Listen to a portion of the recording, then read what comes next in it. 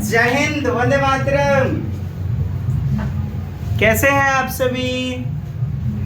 उम्मीद करता हूं बेहतरीन होंगे और सफलता की नींव के लिए अपनी बेहतरीन प्रयास को अंजाम दे रहे होंगे। आज देखते हैं क्लास 2 पियाजे। मैं आपका मित्र डॉक्टर देवराज हट्स आप सभी का हार्दिक अभिनंदन। कंसेप्चुअल टर्म आपने इससे पहले वाले वीडियो में देखा हुआ था। पियाजे के पहले से चरण, दूसरे और तीसरे और चौथे, अर्थात 0 से 2 वर्ष जिनकी उम्र थी, 0 से 2, 2 से 7, 7 से 11 और 11 से 15 या अबव, यानी कि चरणीय सिद्धांत चरण में टुकड़ों में बटे हुए। पहले चरण के नाम क्या था? Sensory motor stage.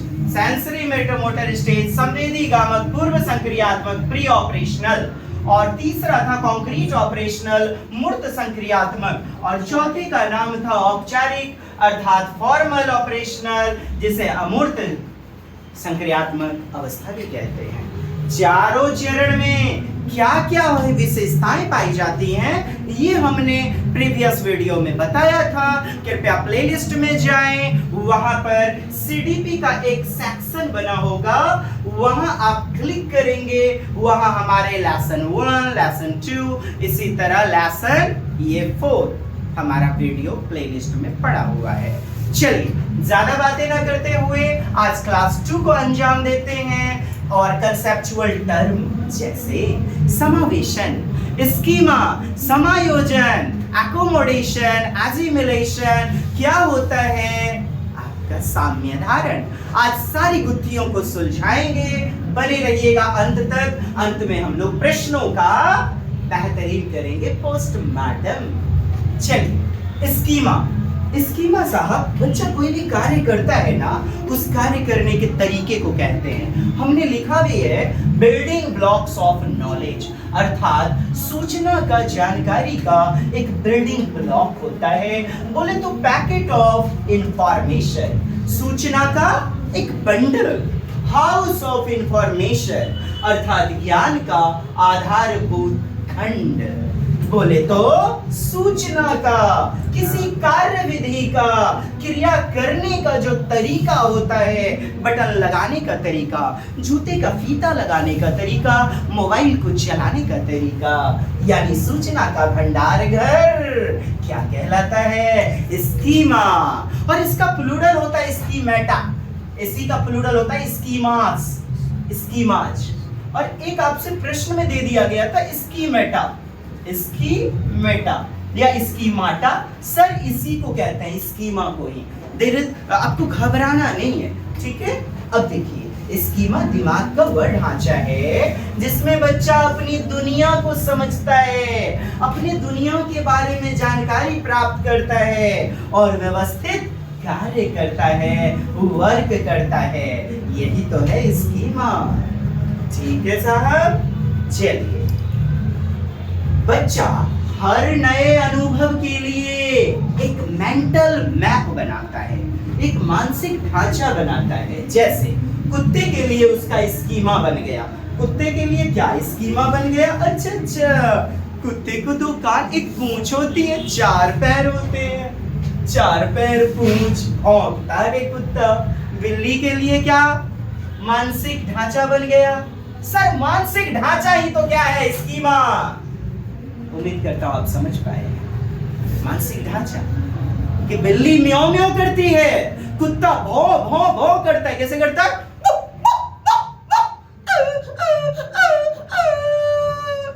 अच्छा सर, हाँ एकदम सही पकड़ा। हम थे, एकदम बेजोर पकड़ा लिया। जैसे जैसे अनुभव बढ़ते हैं, स्कीमा और ज्यादा कॉम्प्लेक्स होती चली जाती है। मतलब अनुभव बढ़ेगा यानी परिपक्वता बढ़ेगी, मैच्योरिटी बढ़ेगी, उम्र बढ़ता चला जाएगा।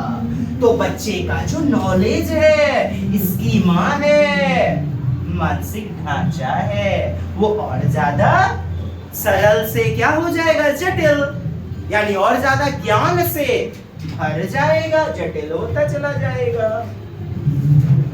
शुरुआत में कुत्ता कुत्ता 4 पैर वाला जानवर। ऐसा बच्चे के दिमाग में बैठता है शुरू में, जब छोटा रहता है तो।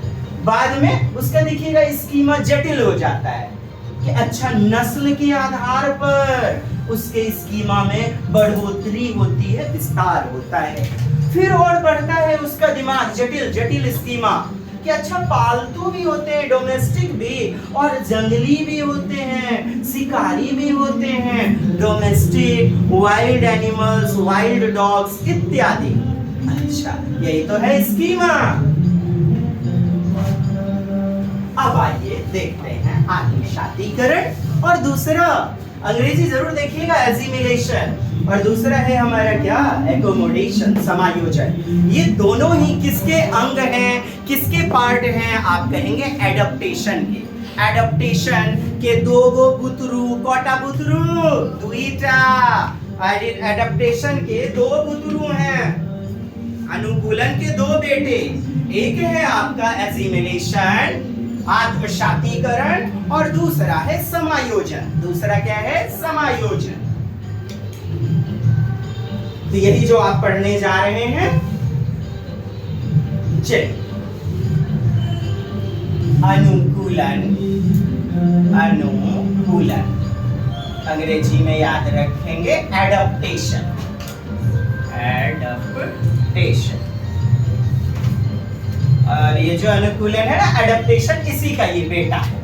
यानी कि 2 गो इसके पार्ट हैं, एसिमिलेशन अर्थात पूर्व सूचना और नवीन सूचना को मिला लेना, मिक्स कर लेना, आत्मसातीकरण, इसी को कहते हैं सातमीकरण, सातमीकरण, इसी को आत्मसातकरण कहा जाता है, आत्मसातकरण, सातमीकरण, इसी को स्मंजन कहा जाता है। स्मंजन तो आपका जो है ना समायोजन हो जाएगा। चलिए, आत्मसातीकरण वह प्रक्रिया है जिसमें बच्चा नए अनुभव को, मतलब नई जानकारी को, ज्ञान को, सूचना को, गौर फरमाइएगा, जिसमें बच्चा न्यू नॉलेज को, न्यू एक्सपीरियंस को, अपना जो पहले वाला एक्सपीरियंस था, पूर्व ज्ञान, उसमें मिला लेता है। अर्थात ये पुरानी वाली कलम थे मेरे पास, पूर्व ज्ञान, पुरानी कलम, और नया कलम मैंने मार्केट से खरीदा, दोनों रख लिया मैंने। ये हो गया एसिमिलेशन, आत्मसातीकरण। Previous knowledge and new knowledge mix, मिला लेना, शामिल कर लेना, दैट इज कॉल्ड एसिमिलेशन। ठीक है, आत्मसातीकरण याद रहेगा। बढ़िए, अपना आत्मसातीकरण, एसिमिलेशन, वह प्रोसेस है जिसमें बच्चा नए अनुभव को अपने मौजूद ज्ञान में, मौजूद जो ज्ञान है वो पूर्व ज्ञान है, मौजूद ज्ञान मेरे पास मौजूद है जो कलम, वो पूर्व सेना है, प्री नॉलेज। प्रश्न में देगा तो फंसिएगा मत। वर्तमान ज्ञान, मौजूद ज्ञान का मतलब हो गया पूर्व ज्ञान में बिना बदलाव किए समाहित कर लेना, या मिला लेना, या फिर शामिल कर लेना, अर्थात मिक्स कर लेना, इसी को हम कहते हैं डियर एसिमिलेशन। एसिमिलेशन में समाहित होगा, ज्ञान को मिला लेना, शामिल कर लेना, इंक्लूड कर लेना, कहलाता है आपका एसिमिलेशन। बोले तो assimilation happens when the child fits new experience into already that is previous existing schema without changing them, without changing। और आप देखोगे accommodation में change होगा, modification होगा, यही तो अंतर है। accommodation में, समायोजन में बदलाव होगा, संशोधन होगा, परिवर्तन होगा डियर। बच्चा वही सोच बनाए रखता है और नई चीज को पुराने ढांचे में, नए को पुराने में जोड़ता है, मिक्स करता है, अपना ट्रिक ही चलेगा, मिक्स करना, मिला लेना, शामिल कर लेना, समाहित कर लेना, एसिमिलेशन। आप यहाँ देख रहे हैं न्यू नॉलेज, ये जो आपका न्यू नॉलेज है, न्यू चीज को पुराने चीज में जोड़ लेना, यही आपका कहलाता है आत्मसातीकरण। आत्मसातीकरण एक बार हो जाए समायोजन, एकोमोडेशन, तब दोनों के एग्जाम्पल को देखेंगे। आपने वहां देखा मिक्स कर लिया, मिला लिया, यहाँ क्या है समायोजन तब होता है जब नया अनुभव यानी न्यू नॉलेज, न्यू एक्सपीरियंस मौजूदा स्कीमा से, अब देखिए यही जो सूचना है, ज्ञान है, इसको स्कीमा कह दिया, तो मौजूदा अर्थात प्रीवियस,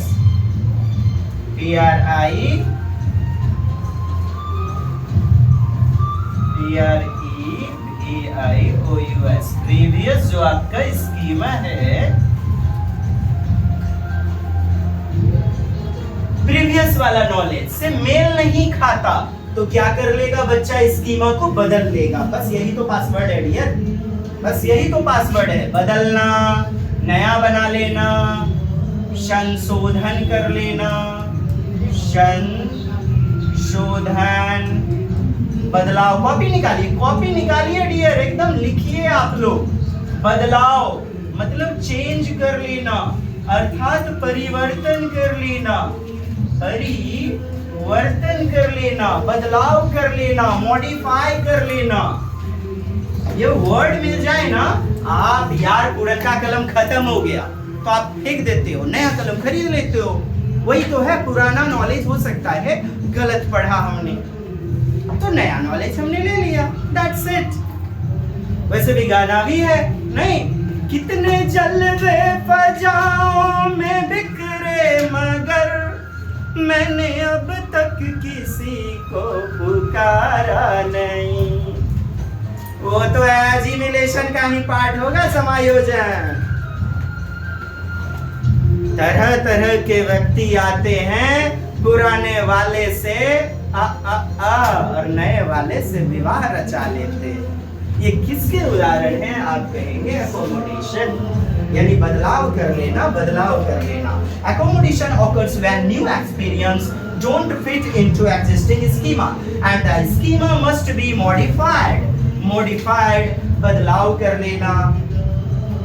बच्चा अपने ज्ञान के ढांचे में बदलाव करता है या नया ज्ञान तैयार कर लेता है तो पुराने वाले को छोड़ देता है। पुराने वाले ज्ञान को छोड़ देना, पुराना ज्ञान, स्कीमा या अनुभव या जानकारी छोड़ना, न्यू ले लेना, नया वाला ले लेना। और एक समावेशन होता है ना, उसमें पुराना यूं ही का यूं रहेगा, 10 का 10 बना रहेगा, उसमें बदलाव नहीं करते हैं जी। आइए, जैसे आज तक बच्चा समझता आया 4 पैर वाला सभी प्राणी क्या है? कुत्ता। 4 पैर वाला सभी प्राणी क्या है? कुत्ता। आगे उसने बिल्ली को देखा, सुधार किया ना कि नहीं नहीं नहीं, मैं आज तक गलती पढ़ता आया था, पुराने ज्ञान को छोड़ दिया। देखिए, जब बच्चा समझता है कि बिल्ली भौंकती नहीं है, तब वह अपना पालतू जानवर वाला स्कीमा, कॉन्सेप्ट, सूचना बदल लेता है। अब बदल करके क्या सोचता है बच्चा कि कुत्ते और बिल्ली अलग अलग प्राणी होते हैं, कुत्ते और बिल्ली अलग अलग प्राणी होते हैं। यह संज्ञानात्मक विकास का सबसे महत्वपूर्ण हिस्सा है। क्या? एकोमोडेशन। तो आपने देख लिया, बदल लिया गया, यही तो है समायोजन।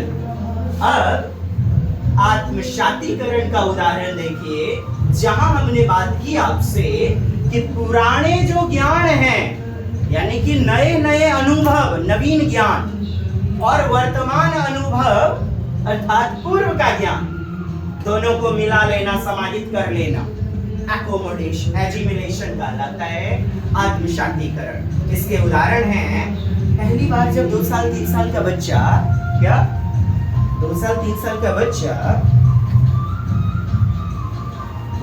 बिल्ली को देखता है और उसे कुत्ते की तरह भौंकने वाला जानवर मान लेता है।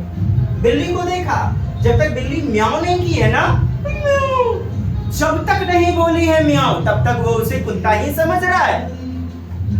और बिल्ली को भी कुत्ते की तरह सोचता है, क्योंकि अभी तक उसका स्कीमा उतना ही विकसित हुआ है, उतना विकसित नहीं हुआ है। मतलब मूल सोच नहीं बदलती है, सिर्फ नई जानकारी जोड़ ली जाती है। पूर्व का ज्ञान जस का तस बना रहेगा और नवीन ज्ञान को हम ले लेंगे, अर्थात मिक्स कर लेंगे। आगे समझिए, एक बिल्ली को देखा, कुत्ता समझ लिया। अब बिल्ली ने कहा म्याऊं, तो अब पूर्व का ज्ञान कि सभी 4 पैर वाले कुत्ते ही नहीं होते, लेकिन जो भौं भौं करे वो कुत्ते होते हैं। अच्छा, मुझे देख रहे हैं आप लोग, एकदम सही जगह देख रहे हैं। आईना जाकर के जरूर देख लीजिएगा, एकदम आईना जाकर के देख लीजिएगा, मेरी शक्ल आ जाए, और जिसकी शक्ल नजर आ जाए वही सेम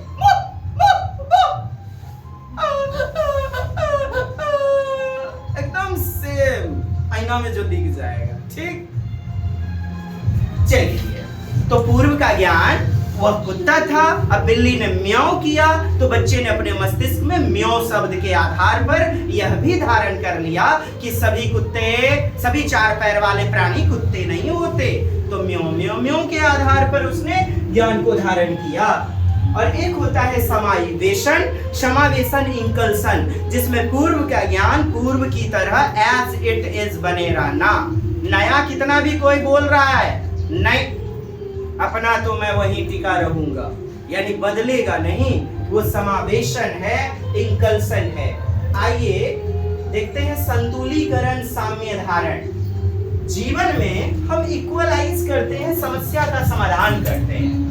क्या करते हैं? प्रॉब्लम को सॉल्व करते हैं, संतुलन बनाना चाहते हैं जीवन में, और संतुलन बनाने को ही कहते हैं साम्य धारण, साम्यीकरण, इक्वल कर लेना, बोले तो इक्विलिब्रेशन। और इसके लिए 2 चीज का लेते हैं सहारा, किसका? आत्मशातीकरण और समायोजन। इन दोनों के बीच की प्रक्रिया को ही हम कहते हैं संतुलन, साम्य धारण। ठीक है डियर रसगुल्लाज, समझिएगा, संतुलन वह प्रक्रिया है जिसके द्वारा बच्चा आत्मशातीकरण, एसिमिलेशन और एकोमोडेशन के बीच संतुलन अर्थात बैलेंसिंग, इक्विलिब्रेशन, बैलेंस स्थापित करता है, ताकि उसकी सोच, उसकी समस्या का समाधान हो सके, सोच स्थिर हो सके। बच्चा पहले आत्मशातीकरण करता है, नई चीज को पुराने में जोड़ता है। अगर नहीं बन पाया, सॉल्व नहीं कर पाया, आत्मशातीकरण, समायोजन नहीं कर पाया, तो इसी को हम कहते हैं असाम्य धारण, असाम्यीकरण, मतलब डिसइक्वल हो जाना, डिसइक्विलिब्रियम। आप आगे देखेंगे। असंतुलीकरण कुछ है, असंतुलीकरण डियर, आप पढ़ रहे हैं साम्य धारण, ओ लगा देंगे, असाम्य धारण। साइकिल पर चेन चढ़ाना है तो आप 2 चीज का उपयोग करेंगे, एक आत्मशातीकरण और समायोजन। इन दोनों का उपयोग करना ही क्या कहलाता है? इक्वल कर लेना, समस्या का समाधान करना, इक्विलिब्रेशन करना। और नहीं कर पाए तो इसी को हम असंतुलीकरण कहते हैं। आइए कुछ और तथ्यों से समझने का प्रयास करते हैं। बच्चा पहले आत्मशातीकरण करता है, नई चीजों को पुराने में, नए कॉन्सेप्ट को, पुराने वाले जो एक्सरसाइज वाले कॉन्सेप्ट हैं, पुराना 5 क्लास 4 क्लास 3 क्लास में कुछ पढ़े होंगे, उस वाले ज्ञान से जोड़ने की कोशिश करता है और समस्या का समाधान करता है।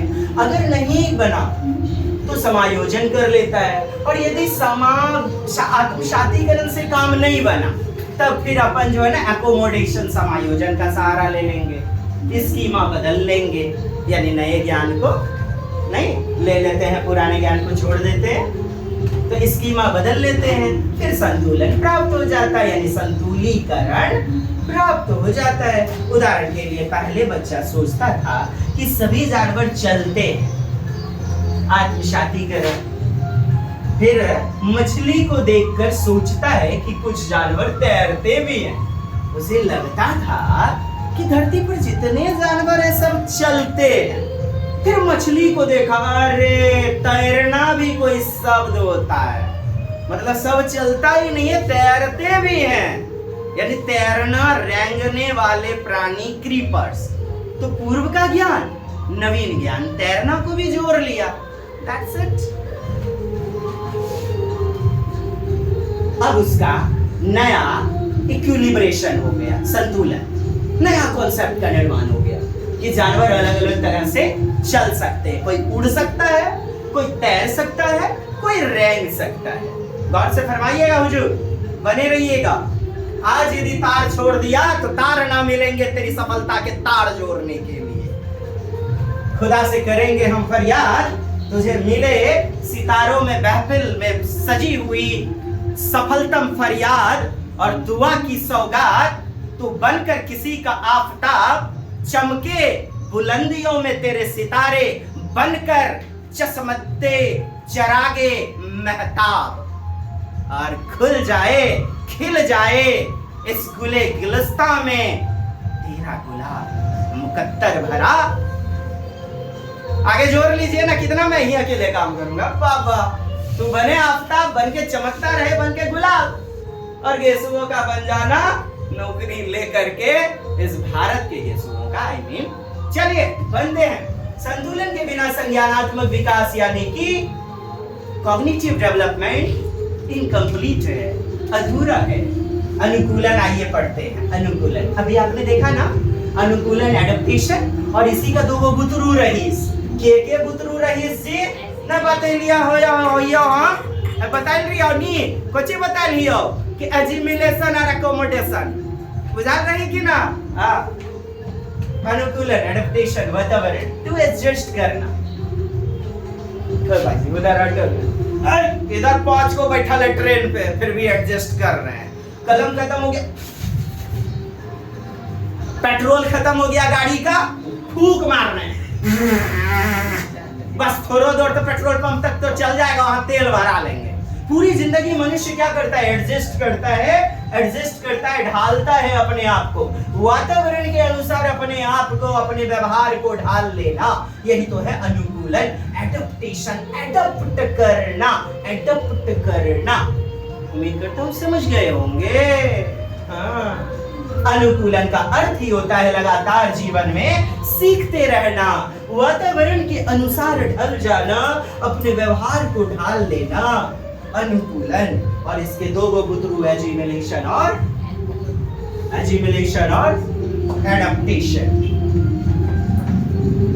यह विकासशील सोच की मुख्य प्रक्रिया है। आइए, असंतुलीकरण, अभी आपने देखा इक्विलिब्रियम, और यहाँ डिस लग गया है, मतलब संतुलन नहीं हो पाया तो असंतुलन होगा।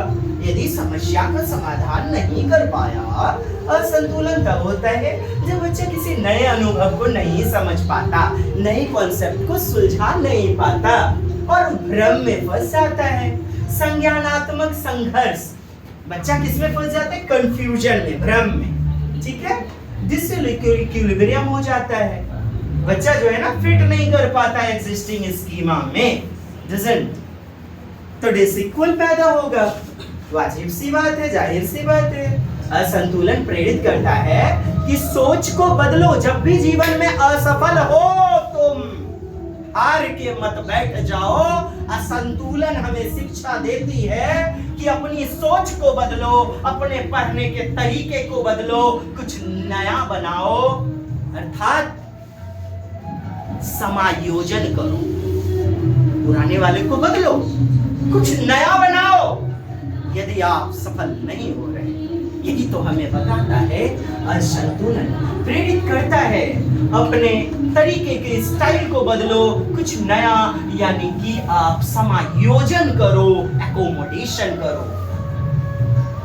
असंतुलन होने पर कुछ बेहतर करो आप, हार मत मान जाना मुसाफिर, पैंट झाड़ उठ, चल दौड़ लगा।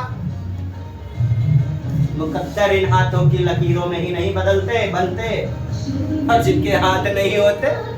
एक खोज रहा था बाटा का चप्पल, पता चला 50 रुपये वाला फुटपाथ वाला चप्पल पहना है। तीसरे व्यक्ति ने दिखाया, देख मेरे तो पाँव ही नहीं है। फिर भी मेरे चेहरे की मुस्कुराहट देख रहे हो तुम? बताइए, उसके चेहरे की मुस्कुराहट, उसकी कांति नहीं खोई थी। कोई बाटा के चप्पल में नाराज था, कोई खुश था 50 रुपये के फुटपाथ के चप्पल में। हर दोनों ही कहीं ना कहीं मानसिक तनाव और दुविधा में थे। और उनसे जाकर के पूछिए जिनके पैर नहीं थे। उसने इतिहास रच डाला, फिर भी आप बस अपने भाग्य, तकदीर और असफलता के सितारों वाला धूमिल सा तारा, पीला पड़ गया तारा, वैसी बात करते हो। उठो, ब्लू वाले चमकते तारे, समायोजन का सहारा लेते, संतुलन के लिए प्रयास करो। चलिए, संगठन, आपने आज तक जितना भी ज्ञान प्राप्त किया है सबको लगा दीजिए, एक जगह ऑर्गेनाइज कर लीजिए, इकट्ठा कर लीजिए, और वो जो क्वेश्चन था ना उसे बना लीजिए। ऐसा ही तो करते हैं जीवन में, अपने पूरे ज्ञान को, नॉलेज को ऑर्गेनाइज करते हो आप। संगठन का अर्थ ही होता है कई छोटा छोटा जो स्कीमा है, सूचना है, सबको आपस में जोड़ लिया और जोड़ करके उन्हें एक सिस्टमैटिक ढांचे में लाया। अरेंजिंग स्कीमा को लिंक कर लिया। क्यों भाई? तो उस क्वेश्चन को, समस्या का समाधान करने के लिए। क्या करने के लिए? उस क्वेश्चन का समाधान करने के लिए। जैसे अलग अलग स्कीमा हो सकता है, खाने का अलग स्कीमा, हमने बताया स्कीमा, कार्य करने का तरीका। अब आप ना लिखो तो आपकी मर्जी है, आप भूलते चले जाओगे। मैं वर्ड का प्रयोग करूंगा एसिमिलेशन, आप कहोगे किसकी मिलेशन, मैं कहूंगा स्कीमा, आप कह देंगे सही है सर, स्कीमा स्कीमा। हाँ, हमारे सास लगा ऐसा सब बात नहीं बोली, स्कीमा बोल रहे हैं, संगठन बोलेंगे, स्कीमेटा बोलेंगे। वर्ड को लिख लीजिए एक बार, नहीं तो आपका भी मेरे जैसा हाल होगा। यो यो डीजे। अलग अलग स्कीमा हो सकते हैं, खाने का तरीका, मोबाइल चलाने का तरीका, लैपटॉप चलाने का तरीका, स्वेटर बुनने का तरीका, स्कीमा, सोने का स्कीमा, खेलने का स्कीमा, छक्का मारने का स्कीमा, पैटर्न, कार्य करने की विधि। संगठन, दैनिक जीवन के कार्य का व्यापक स्कीमा को इकट्ठा करके, मतलब आपने जो भी ज्ञान अभी तक प्राप्त किया उस सब को इकट्ठा कर लेना बेहतरीन समस्या के समाधान करने के लिए। इसी को हम कहते हैं ऑर्गेनाइजेशन, संगठन। सारे ज्ञान को एक जगह इकट्ठा कर लेना, कलेक्ट कर लेना। रचनावाद, सर नाम से स्पष्ट है, रचना करना, कंस्ट्रक्ट करना, नॉलेज को निर्मित कर लेना, कंस्ट्रक्ट कर लेना, ज्ञान का निर्माण कर लेना, रचना कर लेना, रचनावाद कहलाता है। ब्याजे जिसके प्रणेता हैं। रचनावाद, बच्चे भी तो जहाज फाड़ के बनाता है, टोपी बनाता है, हम मनुष्य भी रचना करते हैं, फ्रिज का, एसी, एयर कंडीशन, बल्ब वगैरह इत्यादि, अंगा नुंगा, ये सब का रचना ही तो किए।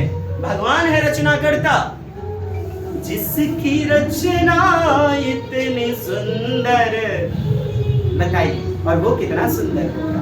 नहीं सर, आप कहां वहां भेजना चाह रहे हैं? जी हाँ, वहां भेजना चाह रहे हैं, लेकिन उससे पहले स्वर्णिम सुखमय वाली एक सफलता, ताकि ये समाज आपको याद रख सके कि समाज में आपका भी एक योगदान है। तो जगो, उठो और बढ़ते जाओ, और बढ़ने के लिए चाहिए, क्योंकि इसके बिना समाज में योगदान नहीं होगा। मानना पड़ेगा चाहे जान या ना जान अपने आप को, लेकिन तू पहचान, इसके बिना तेरी कोई औकात नहीं। और ये है तो तेरा समाज में पहचान है, तो पहचान अपने आप को, पहचान। और उससे भी नहीं पहचानने का जज्बा मिले तो उस मजदूर को देख, जिनको आज गर्मी के समय गर्मी नहीं लगती, वर्षा के समय वर्षा नहीं लगता। जाके देखो आप। नहीं कहूंगा आपको मैं बुज़दिलों, नहीं कहूंगा मैं आपको रेंगने वाले कीड़ों, जब तक आप सफल नहीं हुए हो मैं बिल्कुल नहीं कहूंगा, और सफल होने के बाद हाथ जोड़ करके कहूंगा वाह मेरे शेरों। मैंने क्या बोला? मैं नहीं कहूंगा और मैं कहूंगा भी नहीं, क्योंकि ये सारे वर्ड मेरे खुद के लिए। मैं जगा, मैं जीवन में आगे बढ़ा, यही वर्ड अपने आप को बोल करके। आपको नहीं बोल सकता। हाँ नहीं, अब तो शेर है, अब तो जगे हुए हैं, पहले से जगे हुए हैं। मैं आपको बिल्कुल नहीं कहूंगा क्योंकि आप तो पहले से ही जगे हुए हैं। देखें कितना, देख लेते हैं। अच्छा थोड़ा सा जग करके ना माता पिता के लिए कुछ सोच लीजिएगा, ठीक है? किस्मत बदल लीजिएगा, अपनी बुलंदियों के परचम लहरा लीजिएगा, और उसके लिए रास्ता वही है, मेहनत मेहनत मेहनत। कंस्ट्रक्ट करना, ज्ञान का निर्माण करना रचनावाद कहलाता है। रचनावाद कहता है, क्या कहता है भाई, कि बच्चा खुद अनुभव करके, मतलब लर्निंग बाय डूइंग, खोज करके, खोजी, अन्वेषण और सक्रिय। सर निष्क्रिय मिलेगा तो उत्तर गलत ले लीजिएगा, पैसिव। आपको एक्टिव उत्तर में लेना है। स्वप्रयास मतलब सेल्फ अटेम्प्ट द्वारा ज्ञान का निर्माण करता है। कभी सिकिया बटरफ्लाई के पूंछ में रस्सी बांध लेगा कि उठ में उड़ बेटा था, उड़ के देखता। हाँ, बर्फ वगैरह जो है ना कभी बैलून में डाल देगा, फ्रीज में डाल देगा, बर्फ डाल करके। देखो मम्मी तुम तस्तरी नहीं लाके दी, हम बैलून के साइज का बर्फ जमा लिए। सर बच्चा नन्हा अन्वेषक यूं ही नहीं कहते। तो आपको वर्ड क्या याद रखना है? खोजी, उपागम, जांच पड़ताल आधारित अन्वेषण, ह्यूरिस्टिक करके सीखना, स्वप्रयास सेल्फ लर्निंग, अधिगम के रूप में आकलन, असेसमेंट एज लर्निंग, अधिगम के लिए आकलन, assessment for learning, active learning, सक्रिय ज्ञान निर्माता, एक्टिव लर्नर के द्वारा कंस्ट्रक्शन ऑफ नॉलेज। बस आपके उत्तर नजर आ जाएंगे। बच्चा निष्क्रिय, पैसिव, रिसीव करने वाला, रट कर सीखने वाला, ग्रहण करता नहीं होता। गौर फरमाइए, वह सक्रिय खोज करता होता है। खोज करता है तभी तो मम्मा ये क्या है, मम्मा वो क्या है, मम्मा ये कैसे चलता है, मम्मा बता ना, मम्मा इतना प्रश्न आपके बच्चे पूछते हैं, क्या वो सक्रिय खोज करता नहीं है? आप कहेंगे जी हाँ। अहम केंद्रितता, अहम मतलब होता ही है मैं। सहतौते त्वम युवाम यूयम अहम, अहम मीन्स मैं, यानी मैं पर आधारित विचार, मतलब मैं जो कह रहा हूं वही सही है। मम्मी पापा क्या बोल रहे हैं, दुनिया समाज क्या बोल रहा है, कोई फर्क नहीं पड़ता, कोई फर्क नहीं पड़ता। मम्मा मैं कर लूंगा बाबा। बेटा ठीक से बाईं तरफ से जाना, बेटा ठीक से जाना, अच्छे तरीके से जाना। ओहो मम्मा तुम बच्चा समझती हो मुझे अभी में, मम्मा मैं चला जाऊंगा मम्मा, स्कूल ही तो जाना है, रोज तो जाता हूँ। बेटा साइकिल ठीक से चलाना बेटा। ठीक है बाबा मैं कर लूंगा मम्मा। दुनिया की नहीं सुनता जी, अपने ही चश्मे के नजर से देखना दुनिया को। मैं जो सोचता हूँ वही दुनिया सोचती है, ऐसा विचार, अहम मान्यता, अहम केंद्रित विचार, अहम केंद्रशीलता, ईगोसेंट्रिसिज्म या सेल्फ सेंट्रिक बिहेवियर कहलाता है।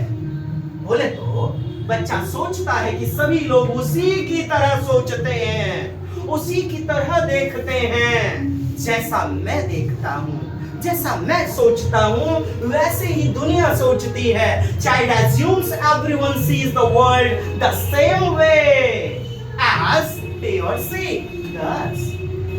जैसे बच्चा सोचेगा कि सामने वाला भी वही देख रहा है जो वह देख रहा है। प्रश्न में इसी तरह सीटेट में पूछा, दुनिया को अपने ही चश्मे की नजर से देखना निम्नलिखित में क्या कहलाता है? तो वो अहम केंद्रितता है। किस अवस्था में प्याजे के? तो आप कहेंगे दूसरी अवस्था 2 से 7 वर्ष में, और छोड़ता है कब? तीसरी अवस्था में या दूसरी अवस्था के अंत तक। अंत तक जी सामाजिक विचार को धारण करता है। सामाजिक व्यवहार, अपने चश्मे की नजर से दुनिया को देखना। आइए सजीववाद, आपको बताया ना मैंने, एक एक शब्द को गहराई से आज करेंगे पोस्टमार्टम। इससे पहले वाला वीडियो जरूर देखिएगा। आज आपको एक भी वर्ड में नहीं होने दूंगा मैं मुश्किलें।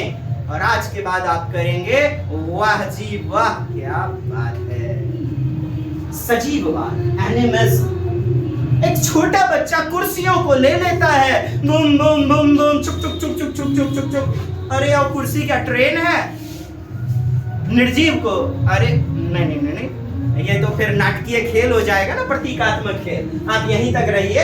एक मम्मा को धरती को पीटते देखे होंगे, दीवार को पीटते देखे होंगे, और बच्चा खिलखिला के उठ जाता है, यानी कि वो निर्जीव है। और निर्जीव को सजीव समझना, और ये भी दूसरी अवस्था में पाया जाता है, पूर्व संक्रियात्मक 2 से 7 वर्ष, प्री ऑपरेशनल स्टेज। तो निर्जीव चीजों में जान डालना। Living non living object are alive, जीवित की तरह व्यवहार करना। चांद मुझे फॉलो कर रहा है, पीछा कर रहा है, मेरे साथ चल रहा है, ऐसा बच्चे का कहना। चांद तो निर्जीव है, चांद सजीव है क्या? मम्मा मम्मा देखो ना, चांद मेरा पीछा कर रहा है, हा? ये पत्थर, ये पहाड़, ये पेड़, सबके इरादे हैं। ट्रेन से जाती एक बच्ची ने पीछे जाते पत्थरों को देखकर कहा, पीछे जाते पत्थरों को देखकर कहा कि पर्वत, पहाड़, पत्थर इनके इरादे हैं। बताइए, इरादा है, जान है क्या? इरादा यानी कि मनसा, फीलिंग, इनका कुछ डिटर्मिनेशन। जब जान ही नहीं है तो वैसा व्यवहार समझना, सजीव की तरह समझना। किसको? निर्जीव को। यही तो कहलाता है सजीववादिता, एनिमिस्टिक। याद रखिएगा, इस बार की परीक्षा में इसी नाम से आया, एनिमिस्टिक, एनिमिस्टिक। और ये दूसरी अवस्था पूर्व संक्रियात्मक में होता है। चांद मुझे फॉलो कर रहा है। दूसरी अवस्था में मेरा चांद मुझे। रिजल्ट के बाद आप कहेंगे आया है नजर। उत्क्रमणशीलता, देख रहे हैं, उत्क्रमणशीलता, उत्क्रमणीयता, विपरीत वाला, उलट पलट के 1 2 3 100 और 100 से 99 भी 98 भी, मन पलटा भी, मन विपरीतायन, मन संरक्षण, रिवर्स करके सोचना है। देखिए ना, इतना वो तोड़िए ना, यूं ही थोड़े कह रहा हूं, आज की कक्षा आपको मस्त कर देगी। जितना वो शेयर कर सके हैं, जिनकी सफलता चाहते हैं, आज का वीडियो खाली भेज दीजिएगा उनको। यकीन मानिए, एक जगह नहीं मिलने वाली। अभी तक के इतिहास में आपको मैं चैलेंज करूंगा, क्योंकि बड़ी मुश्किल से हमने मेहनत लगाए और एक जगह आपके लिए ये पुस्तक तैयार किया। आपको यदि जरूरत हो, डाक के द्वारा 499 में हमारे बुक का CDP सेगमेंट प्राप्त कर सकते हैं। डाक के द्वारा आपके घर तक भेज दिया जाएगा। 499 बाइलिंगुअल, और हमारे द्वारा पूरी तरह से 2.5 साल की मेहनत। डॉक्टर देवराज खर्च, no cut copy paste of any बड़ी जी। रिवर्सिबिलिटी, और हाँ, क्वेश्चन के साथ न सटीक लड़े तो 499 ना डबल गुना कर लीजिएगा और पेमेंट रिफंड पा लीजिएगा। क्वेश्चन के साथ खूब लड़ेगा लड़ेगा लड़ेगा।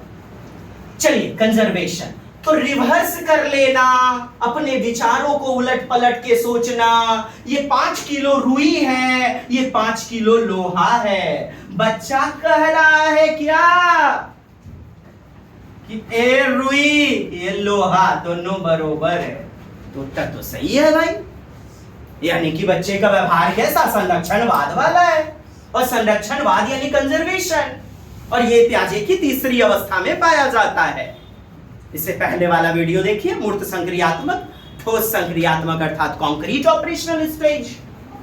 रिवर्सिबिलिटी, उत्क्रमणशीलता, उत्क्रमणीयता, इसी में लग जाए अनुत, माने इरेवर्सिबिलिटी, इसी में लग जाएगा इरेवर्सिबिलिटी, क्योंकि ये उत्क्रमणशीलता किसमें? वही तीसरी अवस्था में है। अच्छा, अभी मैंने आपको दूसरा क्या दिया था क्या? गौर फरमाइएगा, तीसरी अवस्था की बातें हैं ये सब। तीसरा यानी कि मूर्त संक्रियात्मक अर्थात 7 से 11 वर्ष, हाँ, प्याजे की अवस्था का। इसमें लग जाएगा अनुत्क्रमणशीलता, इरेवर्सिबिलिटी, मतलब रिवर्स नहीं कर पाता बच्चा, तो वो दूसरी अवस्था में चला जाएगा, पूर्व संक्रियात्मक, जिसमें केंद्रीकरण भी पाया जाता है, सेंट्रेशन।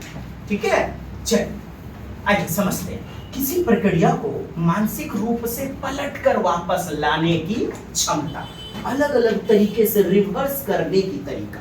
हाँ, जैसे पानी को वापस गिलास में डालने पर भी वही पानी रहेगा, उसकी मात्रा नहीं बढ़ती। एक थाली में है पानी, थाली में चौड़े मुंह वाले बर्तन में, किसमें? चौड़े मुंह वाले बर्तन में, और एक गिलास में पानी को डाल लिया, गिलास में पानी डाल लिया तो लेवल यहां तक दिखने लगा। तो बच्चा क्या कह रहा है? नहीं, पानी तो बराबर ही है। तो यही तो है मूर्त संक्रियात्मक तीसरी अवस्था। क्या साहब? तीसरी अवस्था। और बच्चा यदि कह देता है, अच्छा इसी को क्या कहेंगे? बच्चा सही जवाब दे रहा है तो डिसेंट्रेशन अर्थात विकेंद्रण, और बच्चे ने गलत जवाब दे दिया कि गिलास का पानी अधिक है। अरे पानी तो वही था, चौड़े मुंह वाला पात्र, चौड़े आकार वाला, आयतन वाला, और ये जो लंबे आकार वाला, आयतन वाला, पानी बढ़ेगा थोड़े, वही पानी डाला गया ना, केवल दिखने में लग रहा है गिलास के आकार के कारण। यदि बच्चा कहता है कि गिलास में पानी ज्यादा है तो गलत जवाब, और यही केंद्रीकरण होता है। केंद्रीकरण सेंट्रेशन, पूर्व संक्रिय यानी कि प्री ऑपरेशनल स्टेज 2 से 7 वर्ष। गलत जवाब देगा तो ठीक है साहब, उम्मीद करता हूं आप समझ चुके हैं। अब देखिए केंद्रीकरण, अभी मैंने बोला ना यदि गलत जवाब दे देगा तो यही किसमें चलाएगा? पूर्व संक्रियात्मक, सेंट्रेशन, केंद्रीकरण। इसी को संकेंद्रीकरण या संकेंद्रण, सेंट्रलाइजेशन, सेंट्रलाइजेशन, सेंट्रेशन बोला जाता है। केवल एक ही पहलू को देखना। कलम दोनों बराबर है ना? देखिए तो जी। अब बताइए तो प्यारे बच्चों, बताओ तो कौन सी कलम बड़ी है? बच्चा बोल रहा है ये वाली। उठे हुए एक भाग को देखा, यानी उठा हुआ एक पहलू को देखा, केवल ओनली वन एस्पेक्ट को देखा और इग्नोर कर दिया अदर पक्ष को, और गलत जवाब दे दिया। आप कहेंगे पूर्व संक्रियात्मक 2 से 7 वर्ष, और ये है क्या? केंद्रीकरण, यानी गलत जवाब बच्चे का। और तीसरी अवस्था में सही जवाब इसी का उल्टा होता है, विकेंद्रण, डिसेंट्रेशन, विकेंद्रीकरण। सही जवाब देना। केवल गिलास की ऊंचाई देखकर पानी का अनुमान लगाना, केवल ऊंचाई को देखकर पानी का अनुमान लगाना, पात्र का अनुमान लगाना नहीं। क्रमबद्धता, आपने कई बार प्रश्नों में देखा होगा, सीरिएशन, सीरीज, इसी में मिलता है समूहीकरण, वर्गीकरण, क्रमबद्धता, अर्थात एक व्यवस्थित क्रम से बच्चा लगा पाता है। ये सब तीसरी अवस्था मूर्त संक्रियात्मक की विशेषताएं हैं। क्रमबद्धता, संरक्षण, क्रमबद्धता, वस्तुओं का आकार, लंबाई आदि के क्रम में व्यवस्थित करना। जैसे एक मिट्टी है, मिट्टी को पतला करके सांप बना दिया गया। क्या बना दिया गया? सांप का आकार। तो बच्चा बोलता है मिट्टी बढ़ गई, तो ये क्या हो गया? केंद्रीकरण नहीं। और बच्चा बोलता है कि नहीं नहीं नहीं, ये मिट्टी को फिर से हम वापस छोटा लोई यानी गुल्ली का आकार, कंचे का आकार बना सकते हैं, फिर से बना सकते हैं ना। तो यही तो है क्रमबद्धता, क्रम से लगा पाना। सीरिएशन, चाहे वो गिनती का हो या फिर वो संख्या श्रृंखला हो या मनी करेंसी हो। मनी करेंसी, मुद्रा संप्रत्यय, देख रहे हैं? ऑर्डरिंग ऑब्जेक्ट, 2 छेद वाले बटन, 4 छेद वाले, या ब्लू बटन, नीले कंचे, लाल कंचे को एक पैकेट में डालना, ये सब क्या है? समूहीकरण, वर्गीकरण, क्रमबद्धता, और ये सब विशेषताएं किसकी? तीसरी अवस्था अर्थात आपका मूर्त संक्रियात्मक कॉन्क्रीट ऑपरेशनल स्टेज, तीसरी अवस्था 7 से 11 वर्ष। याद रखें, लिखते जाइएगा। संरक्षणवाद, पदार्थ की मात्रा उसके आकार बदलने पर बर्तन का शेप, आयतन बदलने के बाद भी वही रहती है, बदलती नहीं है। वर्गीकरण, वस्तुओं को साझा गुणों के आधार पर समूह बनाना, लाल कंचे, ब्लू कंचे, बटन के आकार इत्यादि। आत्मचिंतन, मतलब कि मेटाकॉग्निशन, कॉग्निशन का पप्पा है मेटाकॉग्निशन, कॉग्निशन का भी, यानी कि आत्म प्रतिबिंबन। आप जो भी सोच रहे हैं वो सोच का एक बन रहा है रिफ्लेक्शन, बिंब। चिंतन का बिंब, और उस रिफ्लेक्शन, ज्ञान के रिफ्लेक्शन को भी अच्छे से आत्म रूप से चिंतन करना। मतलब कॉग्निशन का भी कॉग्निशन, मेटा कॉग्निशन, कॉग्निशन का भी कॉग्निशन, संज्ञान का भी संज्ञान, महासंज्ञान कहलाता है। इसी को अधिसंज्ञान या उच्च संज्ञान कहते हैं। अधिसंज्ञान, उच्च संज्ञान नाम से प्रश्नों में आया हुआ है, प्रश्नों में आया हुआ है। मतलब अपने सोच के तरीके, अर्थात संज्ञान, सोच मतलब क्या, संज्ञान के तरीके पर खुद सोचना, खुद से फिर से संज्ञान लेना, अपना चिंतन, अपना काल्पनिक कल्पनाशीलता, तर्क वितर्क, विचार विश्लेषण पर पुनः विचार करके नियंत्रित करना मेटाकॉग्निशन कहलाता है। और ये रहे आपके प्यारे प्यारे प्रश्न। निम्नलिखित में से स्कीमा किसे कहते हैं? देखिए एक बार फिर से रिपीट कर देता हूं आपके सारे कॉन्सेप्ट को, आप भूले से हमको ना भुला पाओगे। चलिए स्कीमा किसे कहते हैं? स्कीमा, स्कीमा किसी वस्तु का प्रत्यक्ष अवलोकन, कहते डायरेक्ट देख लेना। अरे दिमाग का, सूचना का, ज्ञान का एक ढांचा, मेंटल फ्रेमवर्क ऑफ नॉलेज। जी हाँ, किसी खेल का नहीं, वातावरण, ना ना ना। क्या हो गया उत्तर? B number. नेक्स्ट,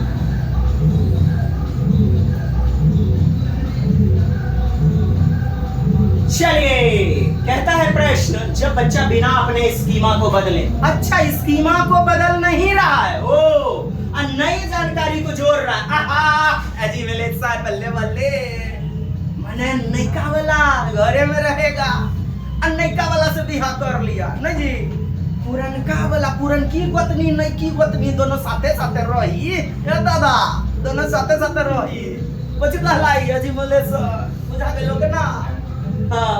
एकरन कहल जाला हो बच्ची मिश्रा जी आत्मसाती कर, बुझली कि ना? देव बाबूनी अब बोल लोगन बी नंबर। निम्नलिखित में कौन सा उदाहरण समायोजन, एकोमोडेशन, वही ढूंढना है। बदलाव, संशोधन, मॉडिफिकेशन, चेंजिंग, परिवर्तनशीलता। हाय छोटा वर्ड देख लेना चाहिए, बदल देगा। क्या कह रहा है? बच्चा सभी उड़ने वाले जीव को चिड़िया मान लेता है। बच्चा सीखता है कि चमगादड़ पक्षी नहीं, स्तनपायी है। चमगादड़ पक्षी नहीं है, कहता है पक्षी नहीं है, चूंकि पक्षी तो अंडे देते हैं, स्तनपायी है, माने दुग्ध पान करवाते हैं, मैमल्स है। बच्चा हर काले जानवर को कुत्ता कहता है। बी, बच्चा सभी पेड़ों को एक जैसा समझता है। अच्छा, सब पेड़ को एक जैसा समझता है। देखिए यहाँ बी नंबर देखिए, बच्चा सीखता है क्या कि चमगादड़ पक्षी नहीं, स्तनपायी चमगादड़ पक्षी नहीं। देखिएगा इससे क्या पता चल रहा है, वो सबको समझ रहा था पक्षी चमगादड़। बच्चा सीखता है कि चमगादड़ पक्षी नहीं, मतलब इससे पहले वो जान रहा था कि सब पक्षी है, ठीक। अब उसने सीख लिया कि स्तनपायी है, मैमल्स है, तो उसने संशोधन कर लिया। यहाँ तक सोचिए ना जरा सा, उसने सुधार किया, परिवर्तन किया अपने ज्ञान में। तो यही तो है आपका एकोमोडेशन। संतुलन मुख्यतः किसका संतुलन बनाए रखने में मदद करता है? किसका? ये दोनों तो बताए ले।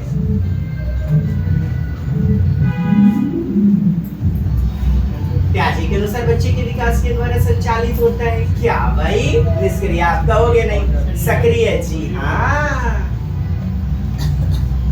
बच्चा जब सोचता है कि चांद से फॉलो कर रहा है, इसी को तो कहते हैं सजीववाद। दूसरी अवस्था की बात है एनिमल्स। जब बच्चा मानसिक रूप से किसी क्रिया को पलट सकता है, मानसिक रूप से पलट सकता है। केंद्रीकरण, संरक्षण, विपरीतायन, रिवर्सिबिलिटी, वर्गीकरण। इसका उत्तर ना आप सभी को कमेंट्स बॉक्स में देना है, मुझे कमेंट सेक्शन में कहना है, मुझे बताना है। किसी चीज को वो पलट सकता है, अलग अलग तरीके से बच्चा रिवर्स कर सकता है, तो आप कमेंट्स बॉक्स में देंगे इसका उत्तर। Question number 7 for you. केवल किसी वस्तु के एक ही पहलू पर ध्यान केंद्रित करना। This question is also for you dear. You have to comment in the comment section box.